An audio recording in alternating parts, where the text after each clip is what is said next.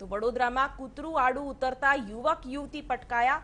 Patrolling કરતી police આવી બંનેની મદદે. પીઆઈ અને તેમની ટીમે પ્રાથમિક સારવાર આપી હોસ્પિટલ ખસેડ્યા. તાત્કાલિક સારવાર મળતા ઈજાગ્રસ્ત યુવકને રાહત મળી છે. આ ઘટના સીસીટીવીમાં કેદ થઈ છે.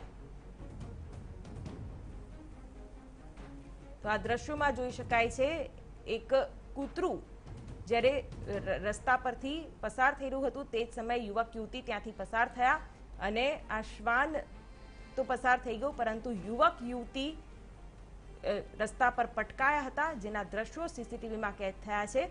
જોકે ત્યાં હાજર પોલીસ તેમની મદદ કરી અને તુરંત સારવાર આપી, જેના કારણે કોઈ પણ પ્રકારની મોટી ઘટના ટળી છે.